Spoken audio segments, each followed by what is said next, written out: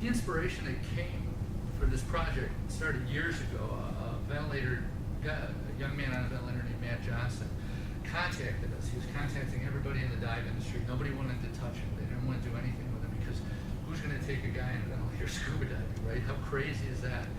And we started to work with them and got a team together, and eventually Matt Johnson was able to go underwater with a custom dry suit where a port comes into his dry suit and then another hose goes up on the inside with his trach. The dry suit seals, at the wrist and the feet are enclosed, and with a full face mask, we were able to protect his airway. And Matt was able to go down as deep as his ventilator hose would allow him to go. So my concept was, what if we found a ventilator-dependent person who wanted to dive and they wanted to go to death? So we ran into Lenny Larson, and I'll let Glenn tell you about Lenny. And he ran into him at a show in the Long Beach Aquarium. And Lenny was a dive master prior to his injury.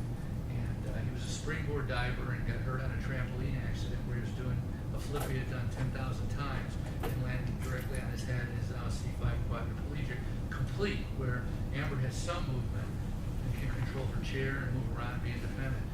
Lenny is totally dependent on other people. So he can equalize by swallowing, which is awesome. That's a great benefit for us working with him. And with that, I'm going to toss it over to Glenn and he can run with it.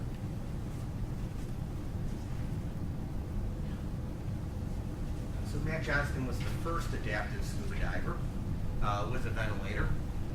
That was back in 2006. Made it down to the 15-foot depth, and he went through a lot of pool dives and training before he got there. On the team, he had his team. Jim, you were involved. I don't know exactly the extent of your involvement on this, other than this team pretty much ran with it. Yeah, we initially started, got him training, did it really remotely because he's in Minnesota, Yeah. and then identified instructors who work with him here. In fact, the sad story is one of his instructors came down and did our adaptive training, did class and pool one weekend, open water the next weekend, and then went back up to Minnesota and was diving with a rebreather that had a bad O2 sensor and passed away. The very next weekend, Too much technology. Yeah. For me. Also on the team was John Chatterton, who did the open water dives. I probably should have listed him here. And there was a book that was published about the protocols for doing this, and they talk about John Chatterton on that one. I'd love it. I'd absolutely love it if John joined us when this goes into the water. It would be amazing. Dive master before the accident, springboard diver.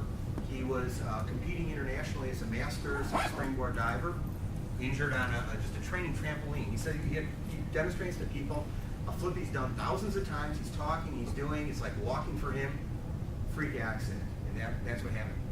So Lenny is really, and he describes himself as like the perfect guinea pig or the perfect test subject. A lot of experience, hundreds of dives, active dive master. He knows what's happening. He knows the risks. He knows what's involved. So that's an unbelievable, great opportunity that he has that information. He also is able to equalize by wiggling his jaw. And he's always been able to do that. And that's really unusual because a person with that injury can't forcefully exhale. I'll go into that a little bit more. So our normal blow-in-the-nose thing won't work for Lenny. A little bit about me. That's the picture of my coming up from my first open water dive ever. The water was 34 degrees. The air temperature was about 40, and I loved it. It's crazy. You look there, the horse collar, one hose, one regulator, no pressure gauge, no depth gauge, no nothing. So that's where I started, 40 years ago. This is why we do it. Most of us here, a lot of us here, have been on these trips. You go on these trips, and it's about everybody. It's about what you get out of it when you're done with that trip. The friends you get, the things that happen. You grow emotionally. The adaptive divers, people that talk about that. It's a great trip for them. It's a great trip for us. We keep on coming back for it. So now we have Lenny, who was a diver, had that taken away from him. And we all could say here, if you lost that part of your life, how much of your life you'd lose. Well, here's an opportunity, I think, with the technology and the dedication to give this back to Lenny. And that's sort of the mission here, is to give him back part of his life. I want to say that our work is not totally revolutionary. We're building on the work that was done by others. So we learn from what they've done, watch their videos, read their books. The difference now is the technology has improved. Instead of an air supply by a boat on the surface with the limited depth, we want to have the equipment travel with Lenny underwater. When Matt Johnson did before, that ventilator system that was on the boat had to push the air down against that pressure. So you're building up a natural limit technologically with that pressure, being able to regulate the air volume that's getting in his lungs as you're compensating for the depths. The exhalation for a ventilator-dependent person is a lot of times the weight of their body, like the pressure of water, causing the exhalation. Some people on a ventilator have, we'll get this a little more cuffed and uncuffed. Lenny uses an uncuffed, which allows him to breathe out of his mouth and talk. And he doesn't have to take the little gaps in time when he talks, like Christopher Reeves would have to wait for the lungs to fill and do it again. Lenny's able to control his exhalation through his larynx and the vocal cords enough where he's able to control that with an uncuffed ventilator. We'll go through that a little bit in a minute. One of the goals we established on this is that we're not going to let our pride get in the way of the dive. If something's not working right, a piece of equipment, Lenny doesn't feel right, something's not the way it should be, the way we're anticipating it to be, the way we designed it, we're calling the dive. Whether it's a pool or whatever. I think this is really important to not get so much pride behind this and feel like you got to do it because you spent all this time and effort getting to that point.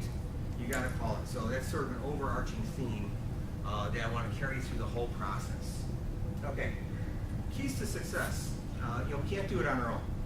I'm not a doctor. I know a lot of things technically. I'm good at working with things and building things and creating things, but I'm not a doctor. So we're partnering with different people. We're partnering with Northwestern, the students, Dave, to build this, to design and build it. We're going to supply the dive technology. They're going to supply the technology, the equipment. We're helping them to the extent that we can with our knowledge about the physics of diving, but it's really balls in their hand to get this thing built and working. We met with RIC, Lenny has his doctors and therapists there, respiratory therapists there. So we had a great meeting about 2 months ago with them for a couple hours. It was amazing. The stuff I saw and learned in that 2-hour period, I had no idea I'd be learning this kind of stuff. It's a great opportunity for me. It's fascinating. I'm looking down literally inside of Lenny's tracheotomy hole and seeing how they had all the skin interfaces. We're get to the next one. We're starting to pick apart, how the ventilator tube goes down into the body, and in his case, this stays open, so the air gets pushed in. It's a seal here that's relatively tight. Air gets pushed in down to the lungs, and then to exhale, the exhalation could come out the ventilator unit. More on this later, or it could come out through his mouth as he talks, and he could, just like we close our vocal cords, he can do the same, and then it all comes out the unit. So he's able to balance the air in and the air out to be able to carry a conversation like you or I could. Now, he's not C5, he's C3. So from that vertebrae down, everything else is pretty much gone. So he's got a lot of other issues that come with it. Autonomic dysreflexia, a lot of us have heard that term. The thermal regulation, a bunch of stuff that comes with that. He does have a benefit that other divers don't, or other quads don't have. His muscles, contract on their own. He gets that spastic sort of motion. It's not pleasant to look at when someone kind of does that. The good aspect of that, the great aspect of that, is his muscle tone is still there.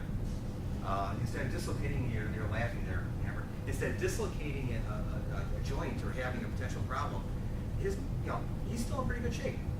The bone structure, the joints. Again, makes him a really good candidate for this. This is his respiratory therapist, who was Lenny at the hospital at RIC. It was a great meeting. This is Lenny presenting in California about a month ago. The guy is amazing, I gotta say. Absolutely amazing. He gets around, he has a great business, he's flying all over the country. Try to keep up with him mentally, you can't. He's got a ton of energy. Okay. what we're looking at doing is having his ventilator system travel with him underwater. We're looking to have it monitoring his air output, the CO2, the PPO, the body temperature, the core temperature, the surface temperature, the pulse, the oxygen saturation. In the device that we're working on, and part of this will be the next step, but in that device it reads out some of these numbers, and we're going to have other devices to read out others. That way when we're diving, we're monitoring what's happening with Lenny before he shows any symptoms. So if we have to call the dive, something's going out of range, we call the dive. We don't know everything we're going to need to know to finish this, and we're going to learn along the way, but these are the things we do know right now. The system we're designing, initially we'll do a single system, but this is going to gear up to full redundancies. 2 separate systems, 2 separate tanks, full redundancy on it. So if a piece of equipment craps out, we got a backup. And the idea is to have one valve to turn that goes from one system to the other system, quick and easy. The full face mask Lenny's going to have is going to be hooked up for speech. So when Lenny talks, whoever the lead is on it can hear him, or several people can hear him. So he's not feeling well. Call the dive, do this, do that. We're hearing that, we react to that right away. The equipment, we're going to do some really rigorous testing on it. The Northwestern group's found an artificial lung that simulates the response to breathing, so you can look at the tidal volume, the pressures, we can take that underwater, we can measure how this vent's going to work with some quantitative testing. We're also planning on actually sticking it in our mouths and going down to depth and letting it breathe for us. Of course, regulator right here if we need it. And getting the quantitative, how does it feel for a diver? Does it feel different at depth than it does at the surface? Is it running consistent? Are there alarms that are getting set off? What do we do about it? So that's all part of the program. The dive team, and we're not there yet, is going to have the whole group of divers, the primary, the safety diver, all that sort of stuff. There'll also be divers in the water to watch the equipment and the levels and the numbers. So it's going to be a pretty big dive team. We'll have to have backup people, so if any one of those team members, maybe they can't equalize or something happens, goes up with the safety diver, someone else can fill in. So the team that dives with them is going to have full redundancy. I don't know how many people that's going to be. Maybe 4, maybe 5, maybe 6. I don't know. As the equipment starts to get further developed, as we start to develop these safety protocols in the water, we're going to start to look at the different teaming options and the structure for that. So that's yet to be determined. The audio, Lenny's audio on his full face mask is going to be constantly on, so he can talk whenever he wants. Then we have to release it and push ours to talk to Lenny or give him hand signals. But the default is Lenny always has the ability to say, hey, I'm not feeling well, or let's go to the right and see this coral, or I want to see that, or do whatever. But that's going to be his way of communicating with us. Okay, how do we measure success on this? We've got a few things that we want to measure for success. One of it, these are kind of the soft skills, is learning about ourselves as we do this. As a team, you're going to learn about each other. You probably already are. Some late nights. But we're going to learn about what is possible, what is impossible. How do we work together as a team with the mission? We're all different people. So that's part of it, that we learn together and we work together to make this a success. We know that we're going to face a lot of challenges along the way. We know half of the challenges already, maybe not, I don't know. We're learning as we're doing this, so we always have to step back and measure what we're learning and make sure it's a safe thing to do, it's the right thing to do, there aren't counterindications, work with the medical support team, work with the suppliers of some of the basic equipment, whether it's the ventilator supplier or Diveheart is offered to be on board with this with donating equipment to us, work with them to see what the parameters of their equipment are and the stuff that they're designing to measure what the parameters are, what it can do and what it can't do. And of course, getting Lenny back in the water and up again. The idea here is when we do start with Lenny in the water, it's going to be pool first, very shallow, testing things out. We'll probably monitor underneath the dry suit if it's leaking, so we know that before it floods anything for him. And then as we go through it, if it works as it's supposed to, as we hope it will, then we start to venture in to go to open water scenario. A lot of support, but that's the goal. Get them down to depth. The last thing, I know half the people in the room maybe, the other half I don't know so well. We don't know what we don't know on this yet. If people with experience at the end have a question, have a comment, a suggestion, anything, we want to hear it. We want to hear from everybody's perspective what we may need to accommodate for on this. The more we hear from you, questions, hey, do you think about this kind of thing, the better we're going to be. The best question that I can hear today is the one that I don't have an answer for. That's the one that's going to make us go back and think, what about this? So if you have any questions or comments, please bring it up at the end. I want to have that dialogue so the project gets better because of it. With that, one other thing. When we go through the process, we're going to learn things. We're going to come up with designs and ideas. You are things that have never been done before. We don't know where that technology is going to lead. I look at it like NASA. They have 100 inventions that we use in our daily lives that came out of the space program. Velcro's not one of them, by the way. I thought it was, but like gym shoe rubber was. We're probably going to learn things along the way. They may go and become the inspiration for something else. As the students go on their careers 20 years from now, they may say, hey, yeah, I did this like this, and that may inspire something else. So if nothing comes of it, if no dives come of it, if it just doesn't work for whatever reason we haven't anticipated, there will be stuff that you guys are going to learn about materials and engineering that in 20 years may be something else that really helps out society. So it's not just about getting money in the water always, not just about the friendships and working together, the relationships. It's about this other stuff that we just don't know. So ask the questions. Okay, turning over to Dave. Next slide. I want to build on what Glenn just said about what we could learn. You might say it's ancillary, but equally important. When I presented this problem to Matt Glucksberg, who's my colleague in biomedical engineering, who knows a lot about ventilators, he's designed ventilators, that we wanted to take a ventilator to 66 feet. He said, that sounds like a really bad idea. And so what that did is put a smile on my face. I said, okay, so it's a good challenge.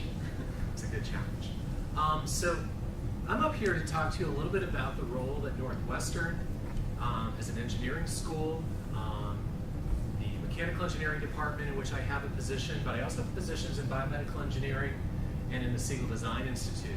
So we have a lot of the McCormick School of Engineering behind this project. And there are multiple instructors, as I'll show in a slide, that are going to be supporting the student teams. But we understand we're already in our second quarter. We're signed up for a third quarter in the spring. This is a multi-year project. And when I met Glenn last August with my colleague Mike Beltran, that's really what we charted out, is as a professor, I needed to come up with a map of how can Northwestern support this, because this isn't one quarter, this isn't 2 quarters, this is, can we develop the continuity? Can we see a path for staying with this? And one thing I'm going to share with you today is I believe we do have a path. I think we have a commitment from the university, we have a commitment from myself and my colleagues as the students. They're going to roll in and roll out, right? But we can have the faculty involved the entire way. So I want to talk to you a little bit about design thinking at Northwestern and how design thinking really fits in so well with what Glenn was talking about and what really the mission of Diveheart is in so many ways. This is a quote from the design company, strategic thinking company, IDEO. And in talking a little bit about what we do at Northwestern, even though this isn't a Northwestern quote, nobody wants to run an organization on feeling, intuition, and inspiration, which is kind of that right brain side of thinking. But an over-reliance on the rational and the analytical can be just as risky. That's the left brain that we often associate with engineering. So at Northwestern, we try to bring it together. And IDEO calls it an integrated third way. We call it whole brain thinking. Bringing together the left side of your brain, the right side of your brain, so you have both that creative side and that rational, logical side. So design thinkers are problem finders and opportunity seekers, and I think that this is the epitome of an opportunity and something that we want to solve. There's a book, you can download this for free. It's called Naked Innovation, written by Zach Parody and David McGough, who got master's degrees in design at the Institute of Design, Illinois Institute of Technology. And they came up with something that I call an opportunity assessment. And this is really what you have to do at the front end of the design process, is just answer a few simple questions. And the first one is, what is the problem? You have to have a clear problem statement. And you have to understand what's the problem for, who are the stakeholders involved. And I think we have a pretty good understanding of those, but I think the problems will continue to arise. As Glenn said, there are things we don't know. We always have to benchmark whether the past and current solutions to this problem, and where have they failed and where have they succeeded, so we can understand their weaknesses and we can build upon their strengths. And we always want to be able to answer the question, what are we going to do differently going forward? Once we can answer these questions, we can feel pretty good about our ability to start to conceptualize what the solutions might be. Well, in order to answer some of those questions in an opportunity assessment, we have to understand what the problem is. And the key to that is immersion. You have to get in and you have to really experience it. You have to work with people. You have to observe people.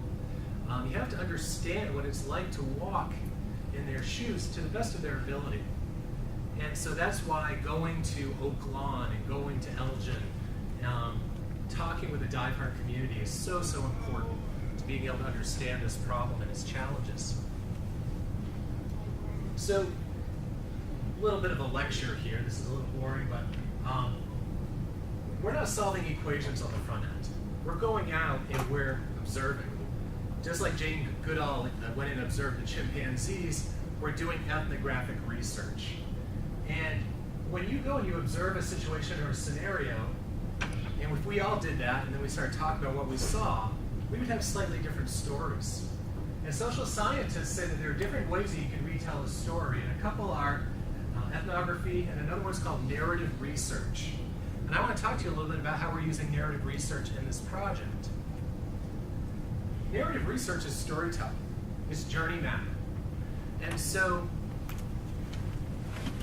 the beginning of last fall, when we took on this project for the first time, Glenn came and talked with a group of freshman students that I was working with in a course called Design Thinking and Communication. And we had Jim on Skype, and they saw the video that you saw earlier, and we stayed for about an hour. And when I met with my students the next class, I said, I don't know about you, but my head is spinning.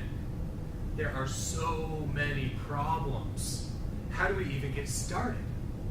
And I said, okay, well, let's wait a second. Let's journey map the experience. What are the steps that Lenny's going to go through from the time that he arrives in the parking lot to the time that he returns to the parking lot? Let's break that down.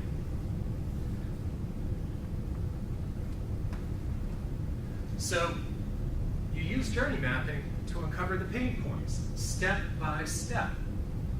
And each step of the way, once you have this at a high level, this, for instance, could be getting Lenny onto the boat. This could be traveling on the boat, taking Lenny from the surface of the boat to the surface of the water, the descent, the dive, the ascent. Each one of those is challenging. Each one of those is going to have design challenges, questions we don't know the answers to, ways in which things can go wrong. And if you try to get your arms around it all at the same time, there isn't a single person that I know or on this planet that could do that all at once. You just can't. It's too complicated of a problem. So through this journey mapping, my teams they identified 4 design directions. One team really wanted to focus on the transitioning of Lenny from the deck to the surface of the water. And their solution was to modify what's called a Stokes litter basket. And you may have seen those if you've ever seen like a Coast Guard rescue with a helicopter. Another team wanted to protect the ventilator and monitor its performance. So they developed a housing with an integrated pressure and temperature sensor. A third team said, well, we have this housing for a ventilator, but somehow it's going to attach to the BCD. How is that going to happen? And they developed a harness that would afford that. And the last one said, well, we need to have some redundancy here. If a system goes wrong, do we have backup? Do we understand the risks of actually taking Lenny under the water? So once you get to that point where you're starting to understand what the problems are, you're going to start to build and test. That's the next step of the design process. You're going to go through that brainstorming and the mocking up and the prototyping and the testing of those results. So here's an example of the design process that one of my teams followed.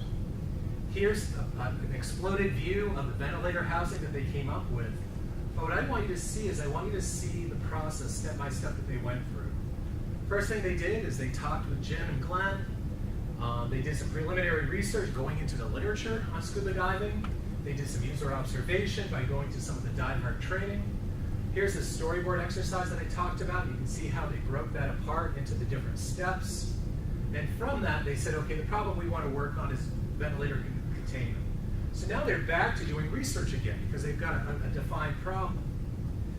And when they did that, they realized actually these are all of the things that we need to be able to do. Okay? We need to understand the ventilator function. We need to understand what the physiological risks are of going scuba diving if the ventilator goes wrong. How do we regulate the pressure? What's the case material going to be made out of? And the result was something that they call the Container for Ambient Ventilator Pressure, or an acronym, CAVE. So the next few slides are just the end results of the 4 teams. Here's a schematic of the system with 2 ventilators in parallel. This is kind of exaggerated, but they envisioned that the ventilators could go on the sides of the VCD. They realized that the back wasn't in play, and if you did it on the front, there wasn't really room for 2. This is a harness that the team built. This is only made out of foam core because they just needed to get the housing right, but it actually does fit the cave design that I showed you before. There was a little bit of debate. Should the ventilator go on the front of Lenny? Should it go on the side? If it's a single ventilator, the stomach works well, but if it's dual ventilators, maybe not so much. And this is the Stokes litter basket. Main modifications is they made this deeper so it could fit the tanks. There would be inflatable rafts, or inflatables that would go around here that would keep the litter floating. And then what they envisioned was, once Lenny was settled, they could systematically deflate it so he tipped up. Okay, so his feet would sink, and then we could release his belt, and he could just float into the water. So once you get to the point where you have a solution, how do you measure the impact of that solution? And you have to often pitch so you can get some money to roll it out. You want to pilot it in a small amount. In this case, there really isn't going to be much piloting, right? We have a market of 1 for right now, and then we need to measure that impact. And Glenn's given us some ideas how we might do that. So my last slide here today is just to present to you the timeline for this project, at least from Northwestern's perspective. August of 2016, Professor Mike Beltran, Glenn, and I met to discuss this possibility. Last fall, in Design Thinking and Communication, there was a cohort of freshmen that worked on this project, and Professor Kathleen Carmichael and I oversaw that. The results from this got passed on to some of the students you see here today, and everyone who's in orange is actually a certified diver. And I think that's kind of cool because we had myself, Alex Birdwell, who's now overseeing this for this capstone team, is a certified diver. That will continue for this quarter and next. This coming summer, we have a program called the Seagull Summer Internship Program. And so I've already talked to Kate, and I've talked with another student on the team, Kyle Aldridge, about potentially joining that program so they can continue with the project. I co-direct that with Professor Dan Brown. Professor Dan Brown is also a diver. So every step of the way, we have faculty who have engineering expertise, but also some diving experience. And the output from this summer will be, again, going back into the capstone. So we'll continue this cycle indefinitely until we get Lenny in the water. This isn't just, if we don't have it done this spring, good luck Diveheart. This is something that we will continue to stay with until the job is done.